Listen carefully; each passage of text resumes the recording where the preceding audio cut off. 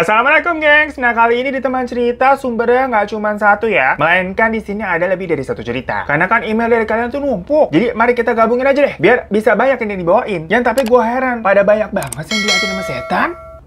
Ya tapi nggak apa-apa lah ya. Abis ini bacanya juga seru-seru kita. Dimana kali ini ada beberapa pengalaman dari Ukti dan Ikhwan di pondok pesantren. Dan sebenarnya juga banyak sih cerita-cerita dari kalian yang email yang pernah pada mondok. Sampai-sampai kayak tadi tuh gue mikir, lah ini apa dia mondok kok malah pada digangguin setan ya? Yaudah deh, langsung aja kita ke cerita yang pertama. Yang datang dari teman kita bernama Vivi. Dan memang sesuai request dari Vivi. Nama dan tempat semuanya disamarkan ya. Nah pokoknya Vivi ini, itu waktu SMP. Awalnya dia bersekolah di semacam sekolah biasa SMP. Ya iyalah SMP biasa, maksudnya SMP negeri. Namun atas keputusan bersama dengan keluarganya tuh dia lanjut masuk ke pondok pesantren yang setara dengan SMA. Jadi habis SMP dia lanjutnya ke pondok pesantren dan akhirnya dipilihlah salah satu pondok yang berada di daerah Jawa. Nah dari awal masuk pondok nih, Vivi itu ngerasanya seneng-seneng aja kok karena dia bisa mengikuti semua kegiatan dengan baik dan nggak ngerasa kesepian. Soalnya kan setiap hari ada teman-temannya di satu dorm. Istilahnya dia bersenasib seperjuangan dan nggak ada di situ yang namanya senioritas. Nah di pondok itu dia punya temen namanya Ajeng. Si Ajeng ini tuh tipe-tipe anak yang ceria, mudah bergaul dan kayak sangat terbuka lah sama semuanya. Dan si Ajeng juga sering curhat kalau katanya sebenarnya dia nggak terlalu betah buat tinggal di pesantren. Karena kan yang namanya aturan pesantren lumayan ketat ya. Berhubung si Ajeng ini tadi tuh lumayan masih suka main dan bergaul ke sana sini. Jadi kayak suka gemes gitu kalau disuruh ikut aturan. Nah suatu hari tanpa sepengetahuan pengurus pondok, si Ajeng ini ceritanya kabur dari pondok ya. Ya namanya juga ABG lagi rebel-rebelnya tuh. Dan waktu kabur, si Ajeng ini nggak cerita-cerita atau laporan dulu apa-apa ke Vivi maupun ke teman-teman lainnya juga nggak bilang-bilang. Ya pokoknya totong hilang aja. Sampai beberapa bulan kemudian, ternyata si Ajeng nih kok balik lagi nih anak. Dan kebetulan pada hari itu si Vivi emang ngeliat. Langsung disamperin dong. Karena udah lama nih mereka nggak kontak-kontakan. Si Ajeng nggak pamit perginya kan si Vivi khawatir juga. Sama si Vivi langsung ditanyain. Ya ampun Jeng, kamu kemana aja? Udah ngabarin aku deh, sebel. Aku kangen tahu. Yang manja-manja begitu. Si Vivi juga di situ langsung meluk Ajeng. Tapi si responnya Ajeng nih nggak kayak biasanya. Bahkan cenderung kayak diem aja gitu kayak bete. Sampai si Vivi kan heran kayak, salah apa ya? Gue nggak punya salah sama Ajeng. Tapi makin hari setelah Ajeng ini balik lagi ke pesantren, gelagatnya makin hari makin aneh. Pokoknya lebih banyak diem, cemberut mulu. Sholatnya gitu kelihatan juga males-malesan. Dan jarang datang kalau waktu ngaji. Pokoknya vibes-nya ini udah kayak nggak enak lah. Dan sejak saat itu Vivi juga nggak berani sering-sering nyapa si Ajeng. Ya bisa tiap kali ditegur nih, nggak pernah dibalas juga. Jadi si Ajeng nih kayak marah gitu ke Vivi. Tapi Vivi nggak tahu gue salah apaan. Dan keanehan lainnya itu terjadi. Waktu itu Vivi katanya inget banget pada hari Jumat, dimana kebetulan Vivi ini pas-pasan itu sama Ajeng di kamar mandi karena mereka nih mau sama-sama mandi lah. Dilihat si Ajeng itu masuk ke koridor kamar mandi kan satu, tapi di situ lagi-lagi nggak tegur-teguran. Yaudah Vivi mandi tuh. Begitu kelar mandi, ternyata pas dilihat Ajeng nih kayaknya belum keluar, belum selesai. Soalnya pintu kamar mandi tadi yang dimasukin sama Ajeng ini masih ketutup. Cuman anehnya dari dalam tuh kayak nggak kedengeran ada suara orang mandi ya, kayak hening aja begitu. Nah di luar nih si Vivi masih kayak nyuci-nyuci peralatan mandinya tuh di wastafel gitu kan sampai sekitar 10 menitan. Tetap aja kayak kok nggak ada suara apa-apa ya dari dalam kamar mandi si Ajeng ya. Diketok lah sama Vivi. Jam, masih lama kamu? Yuk sebentar lagi maghrib jamaah kita, cepetan. Tapi lagi-lagi dari dalam gak ada jawaban. Vivi akhirnya mutusin untuk pergi duluan aja lah. Dia mulai sholat maghrib tuh jamaah sama teman-temannya. Pas dia balik lagi ke kamar mandi, mau pipis ya, ngeliat si biliknya Ajeng nih kok masih kekunci, masih ditutup pintunya. Dan dari tadi dia emang belum ngeliat Ajeng, kayak belum keluar, belum keliaran di mana-mana deh. Lah si Ajeng ini ngapain lama banget di kamar mandi ya? Nanya lah Vivi ke teman sekamarnya Ajeng tuh. Itu si Ajeng dari tadi di kamar mandi, udah keluar belum sih sebenarnya? Lah orang-orang ditanya sama Vivi pada heran. Kayak, hah? Ajeng siapa sih, Vi? Vivi bilang lagi dong, Ajeng. Ya Ajeng siapa lagi? Soalnya nggak ada namanya Ajeng selain satu orang itu aja tuh di pondok. Tapi orang-orang malah makin bingung nih. Kayak, Ajeng siapa yang dimaksud Vivi? Apakah Ajeng yang kemarin tempo hari itu kabur? Lah itu kan orang udah kabur dari pondok. Ngapa lu cariin? Nah si Vivi kaget kan digituin. Kayak, ya emang kabur sih, tapi kan kemarin udah balik. Gimana sih lu pada? Vivi langsung lari lagi ke kamar mandi. Dan lagi-lagi ngeliat pintunya masih dikunci. Diketok-ketok lagi sama dia kagak ada jawaban. Pergi lagi deh Vivi tuh ke ustazah, ke gurunya. Sambil nyeritain kalau dia ngeliat Ajeng katanya masuk ke kamar mandi tapi sampai sekarang kagak keluar-keluar bu. Dicek dia takutnya kenapa-napa tuh anak di dalam. Lah ustazahnya yang dengar begitu bilang kayak, kamu yakin Vi? Lah yakin bu, cek aja makanya yuk ke kamar mandi. Ya udah akhirnya mereka berdua ke sana tuh. Barengan juga bawa guru-guru lain dan pengurus pondok. Pas sampai sana beneran pintunya tuh kekunci dari luar. Diketok-ketok gitu sama pengurus pondok gak ada jawaban. Jadinya sama orang-orang ini coba didobrak deh tuh pintunya. Dan pas dibuka, isinya kosong. Si Vivi langsung sumpah-sumpah, tadi beneran saya ngeliat Ajeng masuk kok bu. Dan ustazah di situ menenangkannya dengan bilang kayak, iya ibu tahu kamu tidak bohong. Soalnya memang pas dilihat beneran tuh di pintu kamar mandinya dari dalam kan ada slotnya gitu emang dikunci. Jadi kayak emang ada yang kunci dari dalam. Namun di situ si ustazah baru bilang kalau katanya Ajeng itu udah kecelakaan waktu kabur dari pondok. Dan kabarnya, pondok tuh terakhir kali mendapatkan berita kalau Ajeng katanya lagi koma. Jadi kemungkinannya itu adalah sosok jin yang menyerupai wujudnya Ajeng. Dan saat pihak pondok ngecek lagi nih ke keluarga nelpon, mereka baru mendapati kalau katanya Ajeng itu sudah meninggal seminggu yang lalu.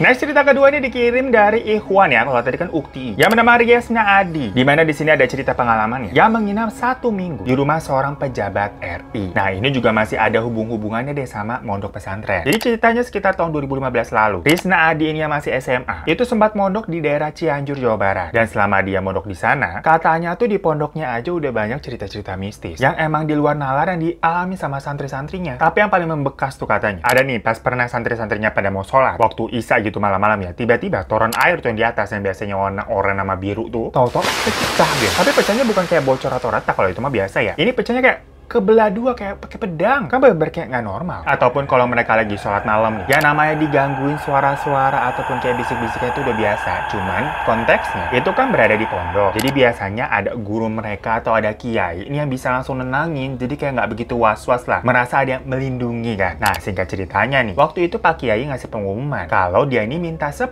anak yang ngajinya bagus buat ditugasin untuk tadarusan di rumah salah satu pejabat RI kayak di rumah dinasnya gitu. Tapi kita nggak usah sebut namanya ya. Nah, pokoknya waktu itu semua anak-anak pondok pada semangat dan antusias. Hitung-hitung nambah pengalaman dan kayak ada apa ya, semacam suatu kebanggaan juga lah. Dan ternyata Risna kepilih deh tuh. Jadi salah satu orang dari 10 yang bakalan ikut yang nantinya nginep di rumah dinas pejabat itu. Sampai hari H keberangkatan pun tiba. Risna dan 9 temannya itu berangkat dari Cianjur siang hari menuju sore dan tiba di rumahnya Pak pejabat itu sekitar abis maghrib lah malaman. Nah, sampai di sana mereka disambut sama 2 ajudan yang jaga rumah itu, sama ada juga 1 asisten rumah tangga. Mereka diantar deh tuh semuanya ke kamar tamu. Yang kamar tamunya katanya besar banget. Jadi 1 kamar nih bisa buat berempat lah. Interiornya juga mewah khas rumah orang kaya. Kamar mandinya pakai shower begitu, bukan gayung lope-lope.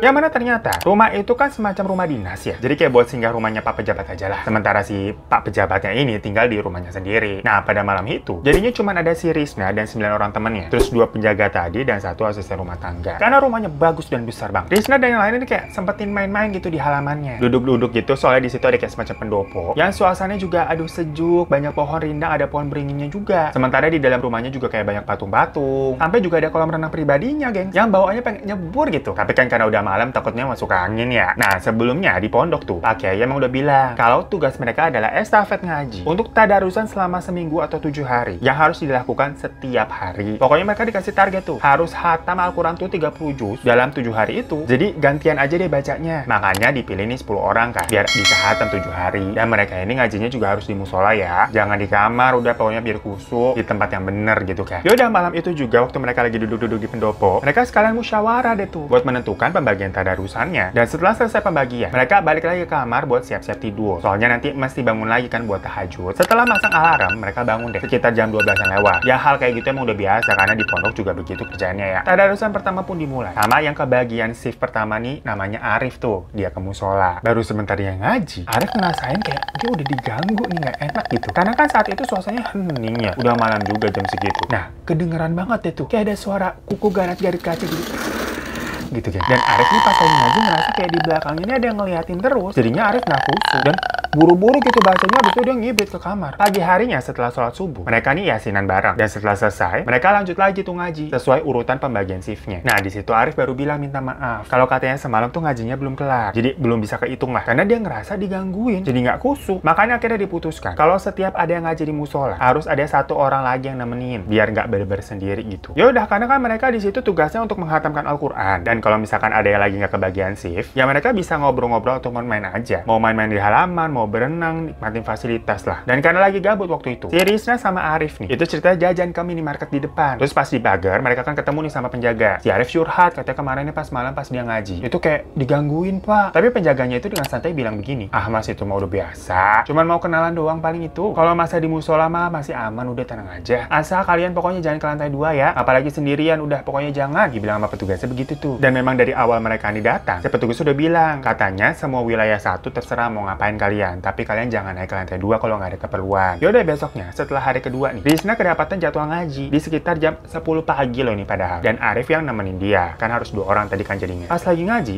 Arif tato bisik, Riz, gue tinggal bentar ya, gue gue mau ke toilet. Ya udah baru ditinggal bentar nih sama si Arif. Tiba-tiba si Rizna nih dengar ada suara orang main piano. Dan kedengeran suara pianonya itu kayak lagi di lantai 2, geng. Dia kayak mikir kayak, tapi nggak mungkin dia ada anak-anak yang berani ke lantai 2 terus mainin piano. Kan dari awal udah dibilang nggak boleh naik-naik ke lantai 2. Nggak mungkin lah anak-anak pondok pada nggak sopan. Gak lama Arif dibalik. Dan si Rizna juga buru-buru tuh ngelarin ngajinya. Arif langsung bilang, denger nggak lu? Tadi ada suara piano tuh di lantai 2. Si Rizna bilang, iya gue juga denger. Tapi ya udah kayak nggak mau pusing. Dan itu juga masih pagi loh. Masih ngantuk juga mereka nih rasanya. Akhirnya mereka balik ke kamar deh tuh buat tidur siang. Pas baru tidur bentar, si Rizna kayak ngerasanya kerep-kerepan gitu kan. Gimana pas melihat dia kayak ditindih sama sosok wanita gitu yang kulitnya pucat. Terus matanya kayak melotot lebar gitu, senyum. Serem banget. Ya tapi kan namanya rep-repan nggak tahu ini beneran atau mimpi ya. Susah juga dia buat bangunnya. Untungnya kebetulan dia ditepok tuh dibangunin sama teman-temannya buat makan siang. Nah di situ dia cerita nih sama teman-temannya kalau katanya dia barusan rep-repan dan baru enggak gitu ya, kayaknya sosok wanita itu tuh kok mirip sama salah satu lukisan yang ada di rumah itu. Jadi kayak ada lukisan wanita gendong bayi gitu gengs katanya. Merinding aja gitu rasanya. Sampai mereka masuk lagi nih ke hari ketiga. Pas siang-siang si Rizna ini dapat jadwal ngaji di musola lagi tuh sekitar jam 2 siang. Dan seperti biasa dia minta ditemenin sama si Arif karena udah deket. Di tengah-tengah ngaji tiba-tiba si papa pejabatnya dia datang nih nyamperin sambil nanya, loh kalian kok cuma berdua doang? Yang lain pada kemana? Terus si Arif kan ngejelasin nih kalau memang ternyata nih mereka punya shift gantian. Mendengar kayak gitu si bapaknya nih kayak bilang, oh ya udah nggak apa-apa karena emang masuk akal kan buat dikelarin seminggu tuh hadam. Tiba-tiba si bapaknya itu ngasih amplop kayak isi duit tebel gitu geng. Nah seriusnya sama Arif kayak gemeteran gitu kan terima amplop tebal banget nih duit. Si bapak di situ bilang kayak ini buat dibagi-bagi sama yang lain ya. Ya udah habis dapat rezeki nomplok begitu kan ya. Dia bagi-bagi deh tuh di kamar. Yang ternyata pas dibuka isinya 10 juta. Jadi satu orang dapat 1 juta. Biasa deh tuh baru dapat duit pada langsung ngacur jajan keluar. Tapi pada saat itu ada nih yang namanya TB sama Asro yang nggak ikutan keluar karena mereka dapat gantian giliran buat ngaji. Selesai yang lainnya pada kelar jajan tuh udah pada pulang. Tahu-tahu mereka ngeliat si TB sama Asro itu udah nongol aja di depan pagar sambil ngos-ngosan pucat mukanya ketakutan. Yang ternyata mereka katanya abis digangguin sama kayak sosok cewek tangannya putih pucat manggil-manggil mereka gitu geng. Dan waktu itu kan mereka lagi ngaji. Pas nengok ternyata itu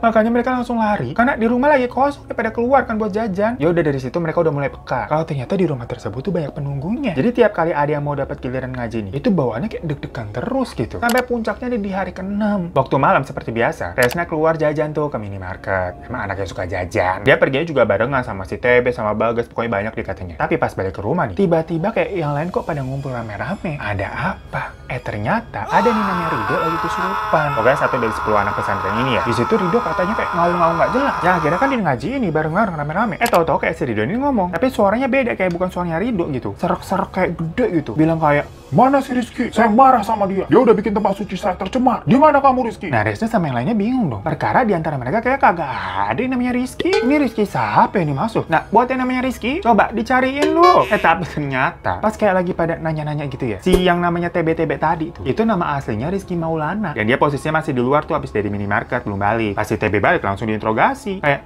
lo habis ngapain? Itu sampai penunggu sini marah-marah tuh. Sampai bikin si Rido kesurupan. Nyariin lu katanya. Tapi si TB juga kayak bingung. Hah? Kenapa? Gue nggak ngapa-ngapain. Kayak kemarin ngapain ya? Cuman berenang doang. Abisnya gue tuh kemarin malam tuh mimpi basah. Jadi pas bangun kayak pengen bawanya berenang gitu. Sekalian abis itu kan bisa mandi wajib langsung. Dengar kayak gitu yang lain pada langsung kayak geleng-geleng, geng. Nah, jadi ini katanya sih, gue juga nggak tahu ya bener apa kagak. Karena gue baru tahu pun dari dengar cerita ini nih. Diduga tuh yang bikin setannya marah adalah katanya karena si TB itu kan lagi berhadas besar posisinya habis mandi basah. Mandi basah. Mimpi basah, kalau mandi basah.